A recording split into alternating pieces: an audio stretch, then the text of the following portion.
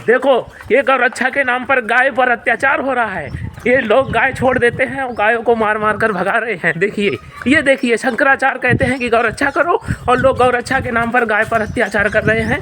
गाय जब दूध देना छोड़ देती है, गाय को छोड़ देते हैं खुला और उसको टिकने नहीं देते हैं। गाय को इधर उधर भगाते रहते हैं, डंडे मार मार कर। देखो, ये देखो, सरासर अत्याचार। अब शंकराचार्य कहाँ चले गए हैं? गायों पर अत्याचार हो रहा है सरासर। शंकराचार्य अब मुक्तेश्वरानंद अब कहाँ चले गए हैं? गायों पर अत्याचार हो रहा है। ये देखिए, गौरक्षा ऐसे नहीं हो सकती है। गौरक्षा, गाय पालना कोई नहीं चाहता है और गाय की रक्षा सब चाहते हैं, सरकार पर दबाव बनाते हैं। ये देखिए गौरक्षा, ये ऐसे गौरक्षा थोड़ी होगी। ये देखिए शंकराचार्य अब मुक्तेश्वरानंद अब कहाँ चले गए? ये देखिए गौरक्षा। अरे भाई, ये तो सरासर अत्याचार है गाय पर। अच्छा, तो आप ये बताइए, आप गाय को भगा क्यों रहे थे? गाय अत्यधिक नुकसान कर रही हैं। जो मवेशी किसान पालता है उनको परेशान करती हैं, चारा नहीं खाने देती हैं, और जो उनके लिए चारा उत्पन्न करते हैं वो सब बिगाड़ देती हैं। जो बंदी मवेशी है उसका पेट नहीं भर पाता है। नहीं तो फिर गौरक्षा कैसे हो सकती है इस तरह से? सरकार इसका प्रबंध करे। नहीं, सरकार ने तो काफ़ी प्रबंध कर रखे हैं, गौशालाएं बना रखी हैं, लेकिन ये गाय आती कहाँ से हैं, आवारा गाय? जो गाय बांझ हो जाती हैं उन्हें लोग छोड़ देते हैं अपने स्वार्थ के कारण। उसका दूध निकालने के बाद छोड़ देते हैं। रख रखाव सही कर नहीं पाते हैं, दोहन करते हैं और उसका पोषण सही नहीं होता है, जिस वजह से बांझपन आता है। अच्छा, मतलब लोग गाय का दूध निकालने के बाद जब गाय दूध देना बंद कर देती है उसको आवारा छोड़ देते हैं। जी हाँ। अच्छा, इसमें गलती किसकी है? गायें जो आवारा घूम रही हैं, ये सरकार की या फिर जनता की? गलती जनता की है, सरकार की गलती क्यों होगी? गलती तो पशुपालक की ही होती है। सिर्फ दोहन होता है, पोषण नहीं होता है। यदि सब लोग अपनी अपनी जिम्मेदारी समझें तो गाय आवारा ना घूमे, उसका संरक्षण हो, संवर्धन हो। अच्छा, जो शंकराचार्य अविमुक्तेश्वरानंद गौरक्षा की बात कहते हैं, उनके बारे में आप क्या कहना चाहेंगे? जो बात कह रहे हैं वो अपनी जगह सही कह रहे हैं। हम सबका दायित्व होता है।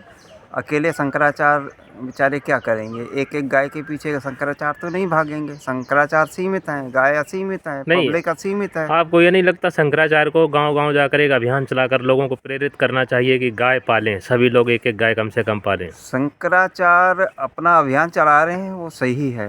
नहीं, वो तो पर वो गांव-गांव बेचारे नहीं जा पाएंगे। नहीं, वो तो 10 करोड़ की बनता है। 10 करोड़ की वैनिटी वैन में बैठ के प्रचार कर रहे हैं। अब वो उनकी मर्जी है। वो वैनिटी पे बैठें अथवा एरोप्लेन पे बैठें, वैनिटी से हमें कोई प्रॉब्लम नहीं है। हमारा धर्माचार हवाई जहाज में उड़ना चाहिए, वैनिटी ही क्यों? नहीं, सरकार ने तो काफ़ी प्रबंध कर रखे हैं, जगह जगह हर डिस्ट्रिक्ट में बड़ी बड़ी गौशालाएं खोल रखी हैं।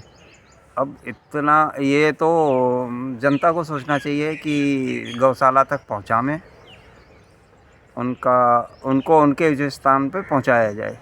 सरकार तो करती है, लेकिन हम सबका ही दायित्व बनता है। नहीं, धर्माचार्य हैं जो बड़े बड़े शंकराचार्य अविमुक्तेश्वरानंद, इनके पास करोड़ों की संपत्ति है।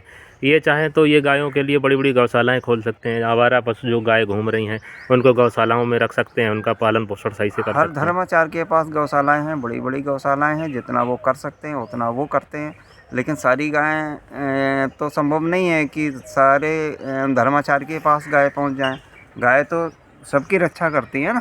नहीं, हमें एक चीज़ बताइए, आप एक जिम्मेदार नागरिक हैं कि क्या इस टेक्नोलॉजी के युग में, एआई के युग में सरकार को गौरक्षा पर ध्यान देना चाहिए या टेक्नोलॉजी एजुकेशन पे? टेक्नोलॉजी एजुकेशन पे। हाँ, तो क्या गौरक्षा पॉसिबल है? अगर सरकार गौरक्षा पर अगर अपना फोकस करे, एनर्जी को वेस्ट करे, तो क्या टेक्नोलॉजी और एआई पर क्या प्रभाव पड़ेगा? पॉसिबल तो सब पीछे रह जाएंगे। पॉसिबल सब कुछ है, पर नागरिक इतना जागरूक नहीं है। नागरिक को जागरूक होना पड़ेगा। गाय तो कुछ ना कुछ देती है। गाय का डक बहुमूल्य और बहुउपयोगी है। गाय का यूरिन बहुउपयोगी है, उसका उपयोग करें। यदि दूध नहीं देती है तो मलमूत्र तो देती है ना, वो भी तो बहुत उपयोगी है। हम गाय डक से फर्टिलाइज़र बना रहे हैं। ये आपने बनाया है फर्टिलाइज़र? तो ये है तो सब गाय का ही उत्पादन। एक गाय 1 एकड़ ज़मीन आराम से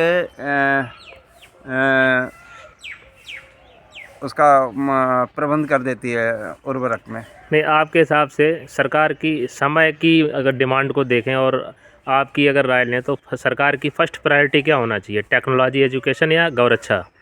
दोनों ही अपनी अपनी जगह दोनों ही सही है। टेक्नोलॉजी अपनी जगह है, लेकिन जब गायें होंगी तभी तो उस पर टेक्नोलॉजी लगाओगे। जब गाय नहीं है तो टेक्नोलॉजी क्या करेगी।